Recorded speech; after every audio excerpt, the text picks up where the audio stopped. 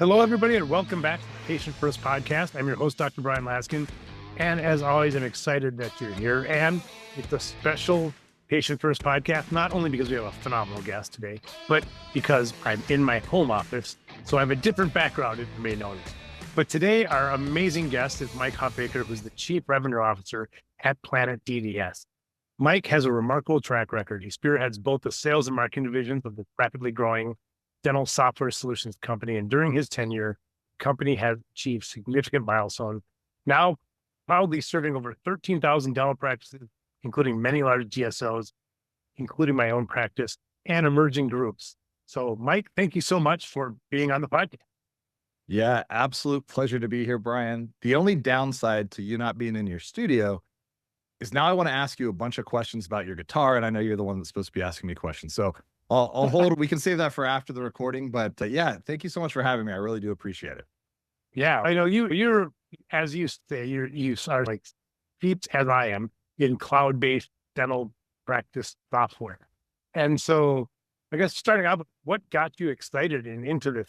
Yeah, so I actually came from other technology startups. I spent about 6 years in the Bay Area working for fancy cash register companies, the iPad point of sale solutions that ask you to tip even when the person behind the counter hasn't done anything yet to deserve the tip. Yeah, so we developed those, and it was my responsibility to go out Thanks there for that one, by the way. and sell them to the marketplace. Yeah, no, absolutely. So I spent 5 years working with tech startups, building out their sales organizations. Then I went to a self-service kiosk company. I thought that was really going to be a wave of the future.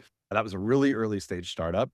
Built out that go-to-market function. Then I got reached out to by Planet DDS. I had no notion of ever getting into dental. I really knew nothing about dental. And honestly, some days, even today, I still feel like I know very little about it. There's so much, the learning curve is so steep when you enter into this industry from an outsider.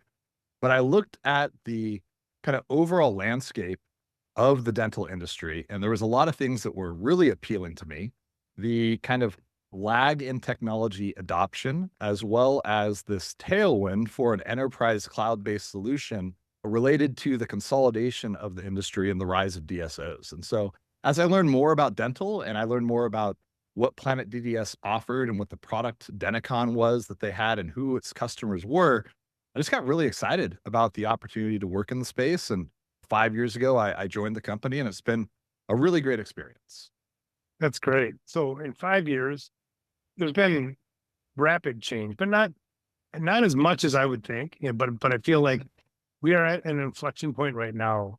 This is a statement that you can either agree or tell me your thoughts on. There's been this sort of pent up demand that we're right now feeling a bit, and now obviously the pandemic helped push things in a direction towards accelerating the adoption of some technologies. However, when it comes to practice management software, I think things are still stuck 30, 40 years ago. Would you agree with that? So I was thinking By about and this large. earlier today. I think I have a lot of thoughts on this. I think that the new cloud solutions that are in the marketplace are actually very good. And I think that there are a lot of capabilities that they offer that many people in the industry just have absolutely zero concept of. And when I say that, the reason for it is there's still a significant portion of the market that is on legacy solutions like EagleSoft or Dentrix or Open Dental that have been in the market for many years.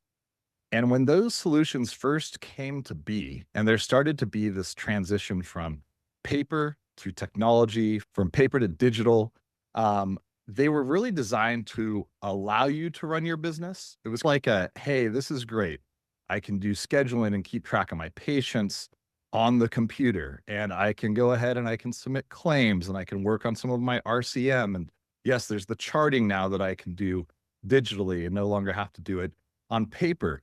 But it was really designed to let you run your business, whereas the new generation of solutions are really designed to help you run your business. And I think it's a really important distinction. The amount of functionality and features that are now available in the newer solutions is light years ahead of what was offered in the previous kind of on-premise server-based solution. So from that perspective, I do think that maybe there is still stuck in the past, but it's not for there not being opportunities to move into the future.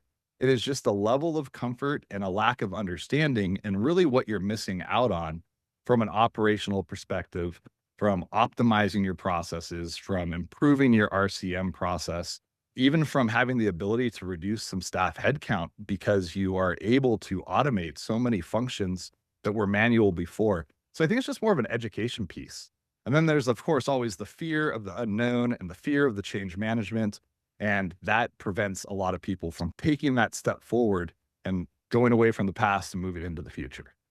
Yeah, I totally agree. I think that's what we're saying. It's more of a perceived not understanding. I think you're Mhm. right, or not being educated on the opportunity of moving to a cloud-based solution. Also, another thing that I know we share is a desire to have more openness in the ecosystem that we have within dentistry and interoperability. So could you speak a little bit about the challenges that you see occur with a lack of interoperability in dentistry and the opportunities that are unlocked when we address it? Yeah, absolutely. So I love this topic. We view ourselves as a dental operating system. We want to be a platform that allows you to use whatever technology is going to best benefit your business. And we believe that you should have freedom of choice. And so this is a departure from the philosophy that many of the cloud solutions today are following. And what I mean by that is if you look across the ecosystem of all of our competitors, what you'll see is many of them refer to themselves as all-in-one solutions. First off, I have no idea what that means. What is all-in-one? Like, where do you draw the line? Where is it where this solution means that you no longer have to use any other software solution that is in the marketplace? And I can tell you it's a fallacy. Any group that is a larger multi-location organization is using software on top of their practice management. Like, well, all-in-one just doesn't even exist. It doesn't make sense. It's a way of trying to say that one size fits all. But as we recognize, there's not just one method of operation within a DSO or even an independent dental practice. So you need to have this flexibility and this open approach. There's a lot of great people doing great things out in the marketplace today, including yourself and Toothapps. And there are these obstacles that are placed like every turn of the way where people are gatekeeping the data that is within these solutions that is owned by the practices themselves and the patients, and preventing it from becoming accessible in order to allow people to really take advantage of all of these amazing technologies. So from our perspective, we want to allow there to be interoperability and API access. We're not going to gatekeep. We're not going to only force you to use the products that we've developed and built ourselves. We recognize that we don't have crystal balls. I wish we were smart enough to look and be like, I know exactly what the next big thing is going to be, and we're going to develop it before anybody else does. But we're absolutely not that smart, and I don't think anybody is. And so we want to ensure that we are never standing in the way of innovation, and that when these new things that come out, whether it's some amazing AI receptionist tool, or whether it's AI radiography results and decision assistance, or anything else that is being out there and discussed, that if you use our solutions, you're future proofing your ability to use whatever the newest technology is. And so that's how we approach it in the market, which I think is a differentiator for us. Yeah, see, you're smart enough to say you're not smart enough to predict the future, whereas I'm stupid enough that I predicted the next big thing in dentistry to be interoperability in 2025. So early at the beginning of this year, I had a prediction podcast with Planet DDS I member listened David to it. Bryan. No, it was great. It was great. And I was dumb enough to make a prediction for 2025. However, we're both working to make that a reality. So that's fantastic. Absolutely. It might prove out that you were wise beyond your years and your prediction turns out to be exactly true.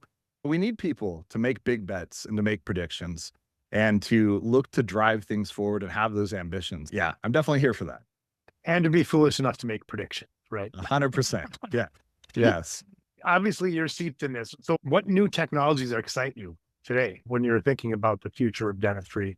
What do you see on just over the horizon that you think is going to be maybe not the next big thing, but a big thing that people listening should look out for? Yeah. So I think there's quite a few things out there right now that are really interesting. obviously everybody knows about the imaging AI companies. There's Overjet, Pearl, Video Health. Like everyone's very aware of kind of what they do from a decision assistance perspective related to the auditing of historical images and cases, and then providing suggestions and surfacing mistreatment plan opportunities.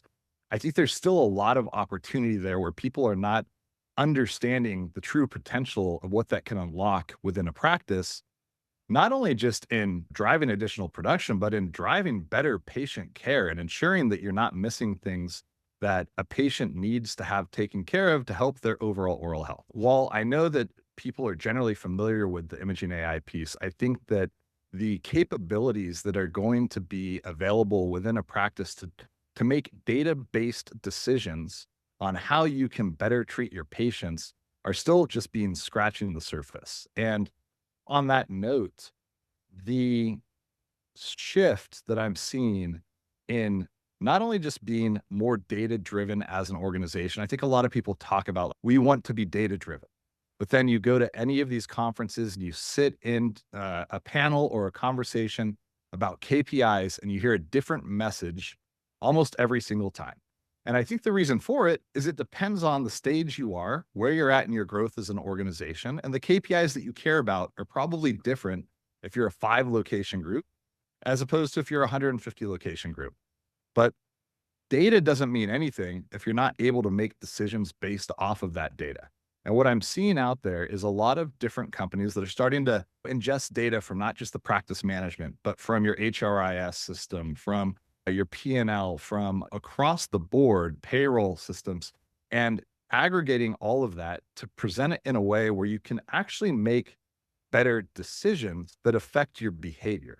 And I think that's a chasm that hasn't necessarily been crossed for most dental practices or organization. I think they can tell you numbers, but I don't think on a day-to-day basis that what's being presented is drastically affecting the way that the business is run, that the practice is run, and that the patients are cared for.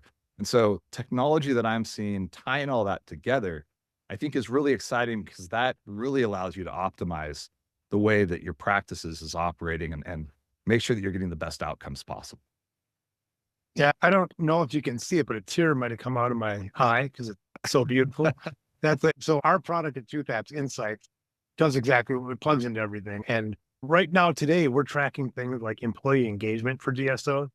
And it's one of those things where people probably don't even think about tracking employee engagement. But if you ask any DSO what their number one issue today is, it probably has to do around something to do with employee engagement. Yeah. However, Yeah. you're not going to get that out of the traditional dental KPI data. So I totally agree with you.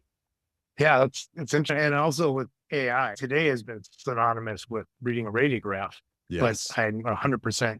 There's so many ways that we're going to be able to automate and just improve care for patients, improve everybody's experience within the dental practice, who works in the dental practice, who works in the Yes. DSO, and basically take things that we want people to do that is laborious and mundane and just make it just happen in the back end so people can focus on treating patients.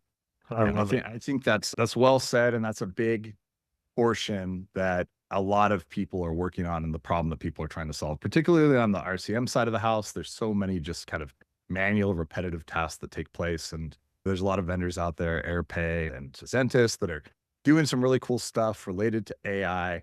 And so you're right. Like the radiographs is just the kind of scratching the surface. There's the AI answering services. There's the AI chat bots that live on your website that can communicate with a patient. AI replacement for your two-way texting where they can act as the front desk member as opposed to having that person have to spend all of that time. So the work with the large language models and all of this other AI functionality that's out there, it's really exciting. And it's happening so fast. That kind of goes back to why we think it's just so important to get out of the way and let this innovation take place and not be a blocker in providing the access to allow for all these neat things to happen.